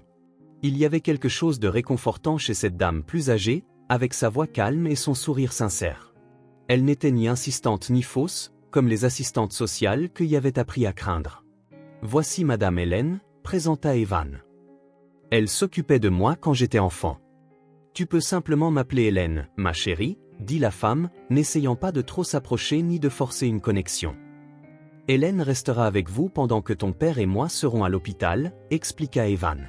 « Et ensuite pendant notre convalescence. »« Pour combien de temps ?» demanda-t-il, toujours aussi pragmatique. « Quelques jours à l'hôpital, puis quelques semaines de convalescence à la maison. » Y étudia à nouveau la dame, l'évaluant avec des yeux qui voyaient plus qu'il ne le devait. « Vous le connaissez depuis longtemps ?» demanda-t-elle directement à Hélène. « Depuis qu'il avait à peu près ton âge, » répondit Hélène avec un sourire. « Je lui ai appris à nouer une cravate et je n'ai jamais dit à personne quand il pleurait. » Ce petit détail, partagé si simplement, sembla gagner plus que n'importe quelle assurance formelle n'aurait pu le faire. La veille de l'opération, I et Finn rendirent visite aux deux frères à l'hôpital. Jake et Evan avaient été admis dans des chambres adjacentes pour les préparatifs préopératoires. Y allait et venait, sérieuse et déterminée comme toujours. « Vous allez tous les deux bien vous en sortir », dit-elle fermement, non pas comme une question mais comme un ordre, comme si sa détermination pouvait assurer le résultat. « Nous le ferons », promit Jake en serrant sa petite main. « Et alors je n'aurai plus besoin de dialyse. J'aurai plus d'énergie pour jouer avec toi et Finn. Et faire des crêpes, ajouta-t-il. Tu as promis. Les crêpes seront la première chose, sourit Jake. Avant de partir, il tendit à chacun d'eux quelque chose soigneusement plié, des fleurs en papier. Jaune pour Jake, bleu pour Evan. Pour porter chance, expliqua-t-elle. La prof d'art plastique de la salle de jeu me l'a montré. Hélène conduisit doucement les enfants dehors, laissant les frères se reposer pour le grand jour. Nous serons là demain, juste après l'opération, promit-elle, lançant à Evan un regard significatif qui disait qu'elle prendrait bien soin d'eux. Le lendemain matin, les équipes médicales préparèrent les deux frères pour la chirurgie. Evan entra le premier en salle d'opération, plaçant soigneusement la fleur en papier bleu sur une table voisine, à sa demande. « Nous sommes prêts, Monsieur Morgan », dit le docteur Reynolds. « Des questions avant de commencer ?» Evan secoua la tête. Il n'avait aucune question, seulement une certitude. Une certitude que, pour la première fois de sa vie, il était exactement là où il devait être, faisant exactement ce qu'il devait faire. Alors que l'anesthésie faisait effet, sa dernière pensée fut pour I et Finn, et pour le frère dont il ignorait l'existence mais sans lequel il ne pouvait désormais imaginer vivre. Des heures plus tard, Evan se réveilla en salle de réveil, ressentant une douleur sourde dans le côté. Lorsqu'il réussit à ouvrir complètement les yeux, il trouva Hélène assise près de son lit. « Jake » fut son premier mot, sa voix rauque à cause de l'intubation. « L'opération a été un succès », sourit Hélène. « Les médecins disent que le rein fonctionne déjà parfaitement. » Evan ferma à nouveau les yeux, cette fois dans un profond soulagement. L'après-midi suivant, contre avis médical mais avec la clémence du personnel, les frères furent déplacés dans la même chambre pour une brève visite. Y entra, tenant la main d'Hélène, Finn dans les bras de la femme plus âgée. Le visage de la fillette s'illumina en les voyant tous les deux éveillés, bien que pâles et reliés à des tubes. « Est-ce que ça a marché ?» demanda-t-elle en regardant de l'un à l'autre. « Ça a marché », confirma Jake avec un sourire fatigué. « Le rein d'oncle Evan fonctionne déjà à l'intérieur de moi. » Il s'approcha d'Evan, étudiant son visage avec cette solennité qui la faisait paraître plus âgée. Puis, à la surprise de tous, Elle se pencha et l'embrassa sur la joue. « Merci » murmura-t-elle. Sur la table entre les lits des frères, les 2 fleurs en papier, jaune et bleu, reposaient côte à côte. Symbole d'un espoir qui, après si longtemps n'être qu'un souhait silencieux, prenait enfin forme dans le monde réel. Un espoir qui était maintenant leur avenir. Le temps a une qualité particulière en convalescence, il semble à la fois lent et rapide, s'éternisant et pourtant filant à toute allure. Pour Evan et Jake, les semaines suivant l'opération eurent ce rythme contradictoire, de longues journées d'inconfort et des nuits qui s'évanouissaient dans un brouillard d'analgésiques et de sommeil agité. Evan retourna à la demeure après 5 jours d'hôpital, suivant scrupuleusement les conseils médicaux malgré son envie de replonger dans le travail. Jake resta hospitalisé plus longtemps, 14 jours, pendant que son corps s'adaptait au nouveau rein sous surveillance attentive. Chaque matin, y insistait pour lui rendre visite, et Evan, toujours endolori par l'incision qui cicatrisait à son côté, s'exécutait fidèlement. « Oncle Evan, dit hier matin alors qu'ils attendaient l'ascenseur à l'hôpital, tu crois que papa pourra venir vivre avec nous quand il sortira ?» C'était la première fois qu'elle l'appelait oncle sans hésitation, comme si le titre lui avait toujours appartenu. Evan sentit une chaleur se répandre dans sa poitrine, un sentiment qui devenait de plus en plus familier ces derniers temps. « Bien sûr, répondit-il, essayant de paraître désinvolte même si c'était la chose la plus importante qu'il ait entendue de toute la journée. « Vous 3 pouvez rester aussi longtemps que vous le souhaitez. La maison est bien trop grande pour moi tout seul. » Il hocha la tête, satisfaite. « Je pense qu'il aimera ça. Le lit là-bas est meilleur que sous le pont. » La simplicité de son observation le frappa à nouveau. Cet enfant, comparant une demeure de 20 pièces à un espace sous du béton, ne voyant que le confort pratique d'un lit décent. Lorsque Jake fut enfin autorisé à sortir, Evan organisa personnellement tout. La chambre d'amis du rez-de-chaussée fut adaptée pour faciliter ses déplacements, barre d'appui dans la salle de bain, table réglable de style hospitalier. L'ancien bureau fut retiré pour faire place aux fournitures médicales et aux médicaments. « C'est excessif », commenta Jake en voyant cela, déjà assis dans le fauteuil roulant que le médecin insistait pour qu'il utilise les premiers jours. « Je ne suis pas un invalide. » « Le médecin a dit que tu avais besoin d'un repos approprié, » répondit Evan en l'aidant à se transférer au lit. « La convalescence après une greffe n'est pas une plaisanterie. » Dit le type qui clopine en prétendant ne pas avoir mal, rétorqua Jake avec un demi-sourire. C'était comme ça entre maintenant. Des taquineries légères qui masquaient une réelle inquiétude, comme s'ils avaient été frères et sœurs toute leur vie, reprenant simplement là où ils s'étaient arrêtés après une longue séparation. Y observait tout avec des yeux vigilants, s'imprégnant de cette nouvelle normalité. Finn, inconscient des complexités adultes, s'était pleinement adapté à la nouvelle maison, rampant avec enthousiasme dans les couloirs, découvrant des cachettes sous les tables et derrière les rideaux. La première semaine de vie sous le même toit donna le ton. Hélène resta à la demande d'Evan et avec l'approbation croissante de devenant une confidente pour les histoires de la fillette et une patiente instructrice culinaire. « Je n'arrive pas à croire qu'elle fasse des biscuits, » remarqua Jake un après-midi, alors que lui et Evan jouaient aux échecs sur la véranda, suivant tous 2 les ordres du médecin pour un exercice léger. Elle n'a jamais eu la patience de cuisiner. Hélène a cet effet sur les gens, dit Evan en déplaçant un pion. Elle m'a appris à faire pousser des fougères quand j'avais 12 ans. J'arrivais à peine à garder un cactus en vie avant ça. Jake sourit, étudiant l'échiquier. C'est drôle comme nous sommes devenus des personnes si différentes, et pourtant certaines choses restent les mêmes. Comme quoi ? Cette tête que tu fais quand tu te concentres. Jake désigna l'expression de son frère. Je fais exactement la même. Il dit toujours que j'ai l'air de sentir du lait tourner quand je réfléchis fort. Evan rit, sentant une pointe dans son incision encore en cours de guérison. Les découvertes continuelles de similitudes entre eux étaient devenues une source d'amusement et d'émerveillement. La même façon de croiser les bras, la même allergie aux fraises, la même habitude de fredonner en lisant. Leur différence, cependant, était tout aussi fascinante. Jake avait une patience infinie pour expliquer les choses à tandis qu'Evan luttait encore pour simplifier les concepts. Evan était invariablement debout à 5 heures du matin, tandis que Jake, un oiseau de nuit, restait souvent éveillé à lire. Evan organisait tout en catégories précises, Jake fonctionnait mieux au milieu d'un chaos structuré que lui seul comprenait. Au fil des semaines, la dynamique du foyer changea subtilement mais profondément. Les pièces qui autrefois résonnaient de silence vibraient maintenant d'une variété de sons, les rires de devant les dessins animés, les babillages excités de Finn, les longues conversations des frères jusque tard dans la nuit, se redécouvrant mutuellement. La demeure, autrefois impeccablement arrangée, montrait maintenant des signes indubitables de vie. Des jouets apparaissaient dans les endroits les plus improbables, une petite voiture dans le pot de fleurs près de l'entrée, des blocs colorés dans le tiroir à couverts, un ours en peluche oublié dans le bureau d'Evan.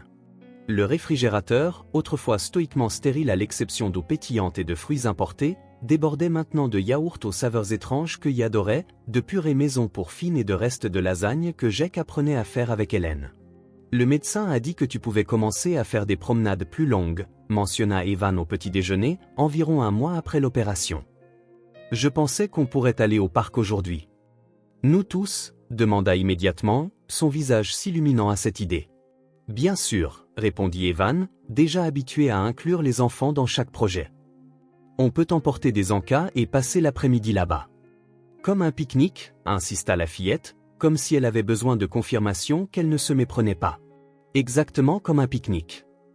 Jake sourit, échangeant un regard avec Evan. Il s'empressa d'aller annoncer la nouvelle à Hélène, laissant les frères seuls dans la cuisine.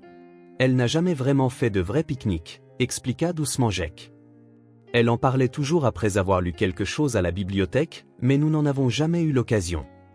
Evan sentit le nœud familier de tristesse pour leurs épreuves, couplé à une détermination de rattraper le temps perdu. La sortie au parc fut la première d'une longue série qui devint partie intégrante de leur routine familiale. Des excursions au zoo le samedi, des matinées dominicales au cinéma, une visite à l'aquarium qui laissa Finn si captivé qu'il continua de pointer du doigt tout ce qui était bleu pendant des jours. À la surprise d'Evan, il trouva de la joie à voir le monde à travers les yeux de Yi et Finn. Des lieux ordinaires qu'il n'avait jamais remarqués devenaient extraordinaires lorsqu'ils étaient vécus pour la première fois. Un carrousel au centre commercial, des pigeons se battant pour des miettes dans le parc, la lumière du soleil se reflétant sur les vitres des gratte-ciel. « Regarde, oncle Evan » devint un refrain fréquent, toujours suivi d'une découverte que Yi estimait digne d'être partagée. Vers le 3e mois, une question inévitable se posa. La chambre d'amis du rez-de-chaussée qu'Evan avait préparée pour Jake n'était plus nécessaire. La convalescence de Jake avait progressé au point qu'il n'avait plus besoin d'arrangements spéciaux. Yi et Finn occupaient une des chambres d'amis à l'étage, leurs affaires encore assez peu nombreuses pour tenir dans une seule commode.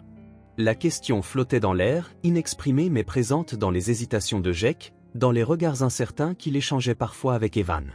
C'est par une soirée tranquille, après que les enfants furent couchés, que Jake verbalisa enfin ce que tous deux envisageaient. « Je pense qu'il est temps pour nous de trouver notre propre logement », dit-il calmement, faisant tourner le jus dans son verre. Sa santé s'était considérablement améliorée, mais il suivait toujours le régime recommandé, évitant l'alcool. Evan, qui examinait des documents de travail à la table de la cuisine, leva brusquement les yeux. « Pourquoi ? Nous avons abusé de ton hospitalité assez longtemps, répondit Jake. Tu as ta vie, ta routine. Et nous sommes compliqués, bruyants, désordonnés. Est-ce que ça te dérange ? Demanda prudemment Evan. Ce n'est pas que ça me dérange. C'est la réalité. Tu es un milliardaire avec un empire à diriger. Tu ne peux pas vraiment vouloir que 3 personnes chamboulent ta vie parfaite pour toujours.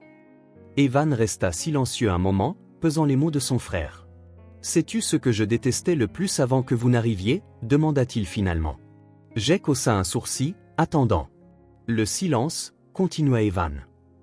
La prévisibilité. Se réveiller chaque jour en sachant exactement comment chaque minute serait remplie. Réunion, rapport, acquisition. Des chiffres qui montent ou qui descendent, tout aussi vides de sens réel. Il ferma l'ordinateur portable, se tournant complètement vers son frère. Hier, j'ai marché sur la petite voiture de Finn dans le couloir à 2 heures du matin. J'ai failli me casser le cou. Et j'ai ri, seul dans le noir, parce que ce jouet déplacé signifiait que je n'étais plus seul. Jake ouvrit la bouche pour argumenter, mais Evan leva la main. Laisse-moi finir. Le mois dernier, il a renversé du jus de raisin sur un tapis perçant qui coûtait plus cher que certaines voitures. Sais-tu quelle a été ma première réaction ? Ce n'était pas la colère. C'était l'inquiétude qu'elle se sente coupable, qu'elle pense que je me souciais plus d'un stupide tapis que de sa présence ici. Evan, cette maison n'a jamais été un foyer, insista Evan. C'était une propriété, un investissement, un symbole de statut. Vous tous l'avez transformé en autre chose. Quelque chose de bruyant, d'imprévisible, de réel. Les frères se regardèrent longuement en silence. « Tu veux vraiment que nous restions ?» demanda finalement Jake, sa voix plus vulnérable qu'il ne l'aurait voulu. Plus que tout, répondit Evan sans hésitation. Ce n'est pas une faveur ou de la charité. C'est du pur égoïsme. Vous m'avez donné quelque chose que des milliards de dollars n'auraient jamais pu m'apporter. Une famille? Le mot flotta entre eux, simple et puissant. Jake hocha lentement la tête, prenant une décision sans plus de discussion. Alors je suppose que nous devons redécorer quelques pièces. Cette maison est absurdement minimaliste pour des enfants. La tension se dissipa dans un rire partagé. L'affaire était réglée, sans besoin de formalité. La transformation de la demeure se fit progressivement, sans plan délibéré. Le deuxième étage, autrefois réservé à des chambres d'amis rarement utilisées, devint le domaine des enfants. La chambre de y fut peinte en jaune pâle et tapissée d'étagères remplies de livres. La pièce voisine fut transformée en espace pour Finn, avec un berceau sécurisé et des mobiles colorés suspendus au plafond. Jake choisit une chambre de l'autre côté du couloir, assez proche pour entendre les enfants mais avec l'intimité dont tout adulte a finalement besoin. Le bureau à domicile, qu'Evan utilisait rarement, fut converti en une petite bibliothèque, reflétant l'amour de Jake pour la lecture, chose qu'Evan était plus qu'heureux d'encourager. Les changements s'étendirent au-delà des espaces physiques. Evan, qui déléguait autrefois toutes les décisions domestiques au personnel, participait maintenant activement aux discussions sur les menus, les routines du coucher et les règles de temps d'écran. Jake, habitué à assumer seul toutes les responsabilités parentales, découvrit le soulagement de partager la charge. Et il y eut des faux pas, bien sûr, beaucoup d'entre eux. Evan dut apprendre que les réunions d'affaires ne pouvaient pas toujours primer sur les présentations scolaires. Jake dut accepter qu'il n'avait pas besoin de compter chaque centime ou de stocker de la nourriture pour les urgences. Y compris progressivement qu'elle n'avait plus à être l'adulte de la famille, elle pouvait lâcher prise et simplement être une enfant. Même Finn eut des ajustements, apprenant que pleurer la nuit amenait maintenant non seulement son père, mais aussi son oncle, tous deux également inquiets et maladroitement désireux d'aider. Des disputes eurent lieu, des malentendus, des moments frustrants. Deux fortes personnalités comme Jake et Evan se heurtaient inévitablement sur des questions d'éducation, d'argent, de priorité. Mais il y avait toujours une réconciliation, toujours un effort d'adaptation, toujours la reconnaissance mutuelle que le lien qu'ils construisaient valait chaque inconfort temporaire. Un dimanche matin, environ 6 mois après l'opération, Evan descendit pour trouver un chaos organisé dans la cuisine. De la farine saupoudrait le comptoir, des coquilles d'œufs abandonnées près de l'évier, et l'odeur distincte de crêpes emplissait l'air. Jake se tenait à la cuisinière, retournant une crêpe parfaitement dorée. Perché sur un tabouret, remuait quelque chose dans un bol avec une concentration intense. Finn, dans sa chaise haute, battait rythmiquement une cuillère en plastique, contribuant à la symphonie matinale.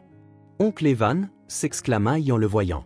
« On prépare un petit déjeuner surprise. » Qui devait être un petit déjeuner au lit, ajouta Jake avec un air résigné. « Mais je crois qu'on a raté le coche. »« Je peux remonter et faire semblant d'être surpris », proposa sérieusement Evan.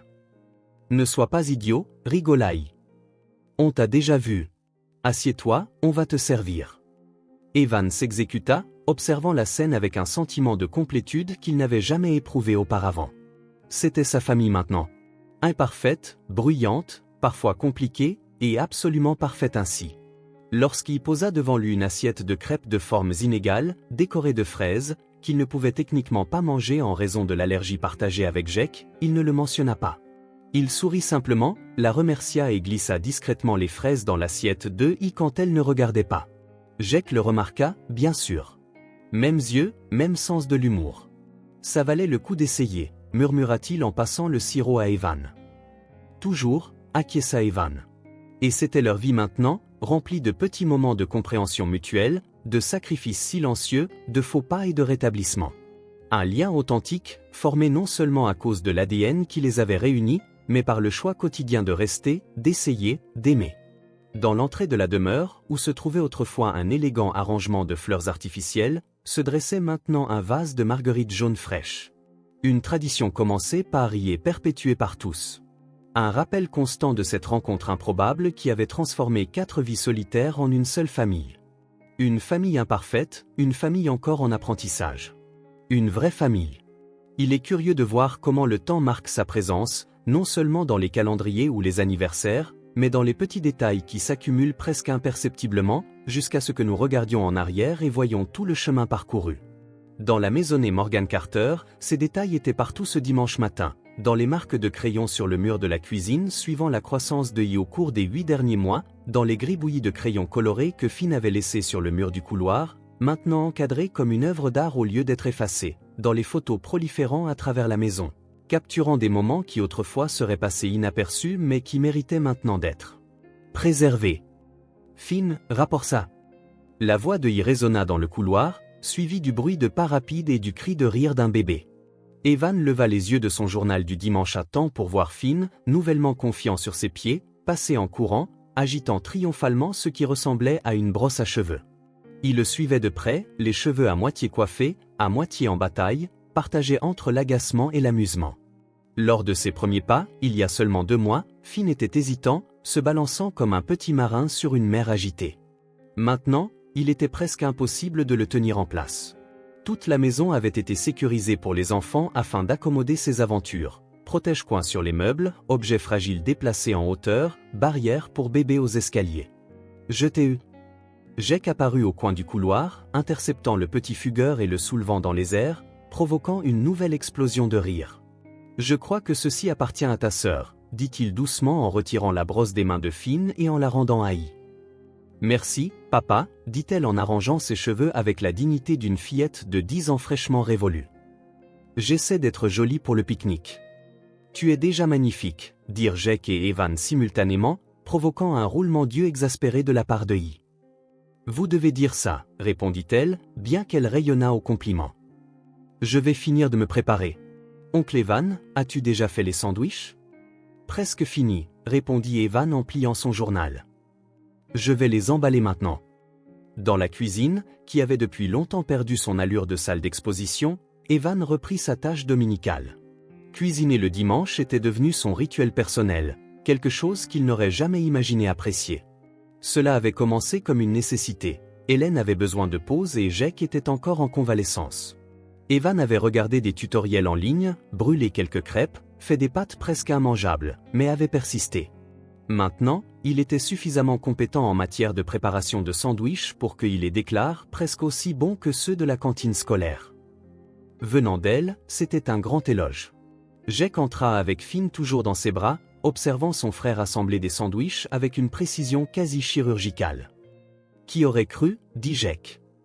Evan Morgan, l'homme qui achetait des entreprises avant le petit déjeuner, préparant maintenant des sandwichs au beurre de cacahuètes sans croûte. Avec de la confiture seulement sur le côté gauche, ajouta solennellement Evan. Il déteste quand la confiture envahit le côté droit.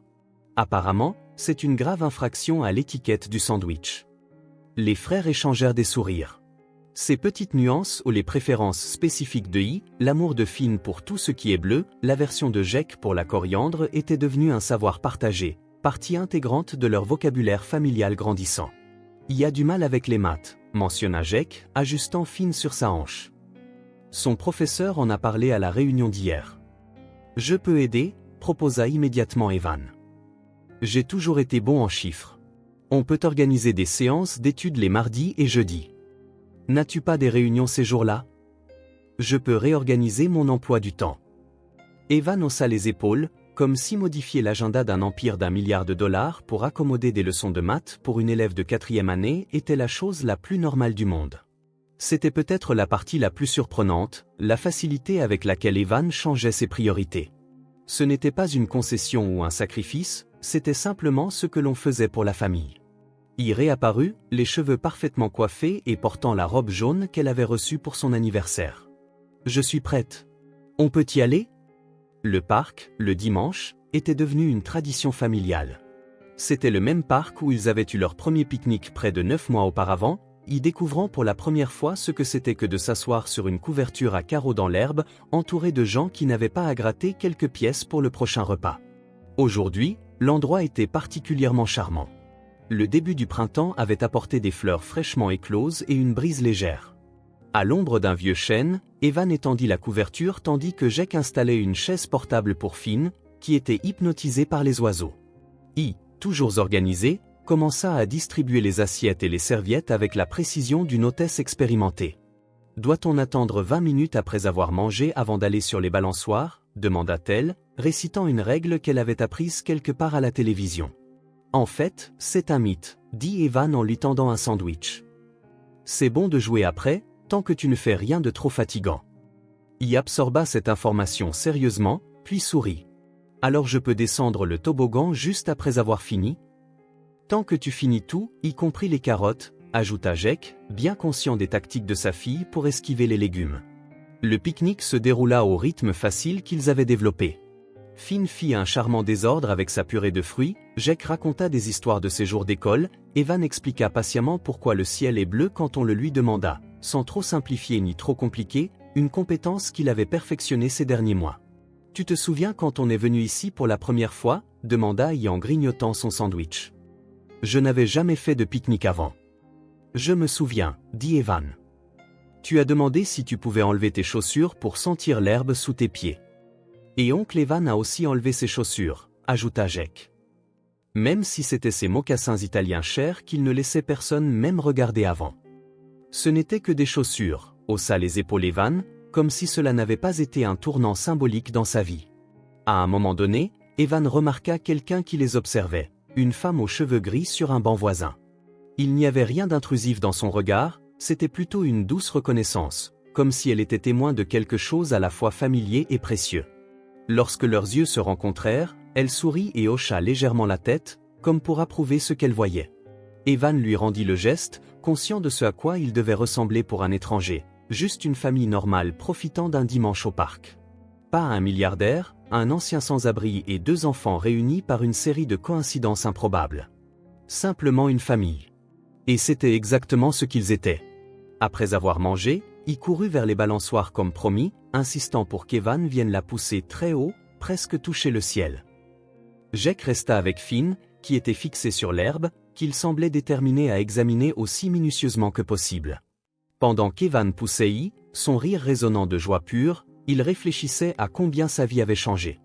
L'homme qui mesurait autrefois le succès par des rapports trimestriels et des acquisitions le mesurait maintenant par la hauteur à laquelle il pouvait pousser une balançoire, par le sourire d'un enfant, par le regard paisible sur le visage de son frère de l'autre côté de l'aire de jeu. « Oncle Evan » appela I, toujours en plein vol sur la balançoire, « est-ce que tu allais pique-niquer quand tu étais petit, comme moi ?» La question, apparemment simple, fit réfléchir Evan. « Oui, quelquefois. Mais c'était différent. »« Comment ?» ?»« C'était plus formel. Avec des nappes blanches et de vrais couverts. Plus comme un repas normal, juste à l'extérieur. »« Ça n'a pas l'air amusant. » décida I. Ça ne l'était vraiment pas, admit Evan. Je crois que je suis seulement en train d'apprendre maintenant ce que les pique-niques sont censés être. Quand, finalement fatigués de la balançoire, ils retournèrent vers l'endroit du pique-nique, elle s'arrêta brusquement en chemin, se penchant pour ramasser quelque chose par terre. Regarde. Une marguerite parfaite, dit-elle en montrant la petite fleur blanche au centre jaune. Avec une habileté exercée, il plia la tige de la marguerite, la tissant sur elle-même d'une manière qu'Evan l'avait déjà vu faire.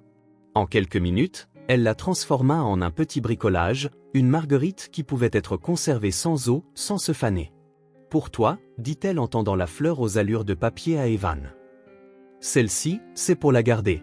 Parce que tu es resté. » La simplicité de cette affirmation frappa puissamment Evan. « Parce que tu es resté. » Comme si c'était son plus grand mérite. Juste rester, alors qu'il aurait pu partir. « Merci, I » réussit-il à dire, la gorge serrée. « Je la garderai pour toujours. » Lorsqu'ils atteignirent l'aire de pique-nique, Jake les regarda approcher. Finn, installé avec contentement sur ses genoux, les joues roses du soleil doux. Son expression était celle qu'Evan reconnaissait bien, un contentement tranquille, la paix de quelqu'un qui avait enfin trouvé sa place. Quelques heures plus tard, les enfants enfin endormis après une journée bien remplie, les frères s'assirent sur le porche, comme ils le faisaient souvent la plupart des soirs. C'était un rituel qui avait commencé pendant leur convalescence et s'était poursuivi comme un moment de conversation d'adultes. « Je l'ai vu te donner cette fleur aujourd'hui », commenta Jake, désignant le petit bricolage qui reposait maintenant soigneusement sur la table entre eux. Elle en fait à l'école. Sa prof d'art plastique lui a montré comment faire. C'est spécial, répondit Evan. Je vais la garder dans mon bureau. Avec les autres. Les autres étaient les nombreux cadeaux qu'il avait reçus de Yefin au fil des mois, dessins, peintures, une boule de pâte à modeler censée être un dinosaure, la première fleur en papier qu'il lui avait donnée à l'hôpital. Son bureau, autrefois un sanctuaire d'efficacité stérile, ressemblait maintenant plus à une galerie d'art enfantin. « Il m'a posé une question intéressante aujourd'hui », dit Jake après un moment de silence confortable. Elle voulait savoir comment expliquer notre famille pour un projet scolaire. Son arbre généalogique, je suppose. Qu'est-ce que tu lui as dit? Que certaines familles sont construites par la naissance, d'autres par choix. Et que la nôtre est un peu des deux. Jake haussa les épaules, pas sûr que ce fût la bonne réponse. Ça me semble parfait, répondit Evan. En fait, ça me rappelle quelque chose auquel je pensais aujourd'hui au parc. On n'a pas vraiment besoin de s'inquiéter de comment ça a commencé. On a juste besoin de continuer. Jake sourit, reconnaissant la vérité dans ses mots. Tu sais, j'ai passé tellement de temps à me demander d'où je venais, pourquoi j'avais été séparé de toi, pourquoi nos vies avaient tourné si différemment. Il regarda la maison illuminée derrière eux, où ses deux enfants dormaient, en sécurité maintenant. Ça semble tellement moins important. Parce que maintenant tu sais où tu vas, acheva Evan. Exactement. Ils se turent à nouveau, savourant l'air doux de la nuit. Les premiers mois de vie commune avaient été marqués par des ajustements, des essais et des erreurs. Maintenant, ils trouvaient leur rythme, construisant des routines qui répondaient aux besoins de chacun. Qui avait dû être une adulte bien trop tôt, se laissait enfin être une enfant.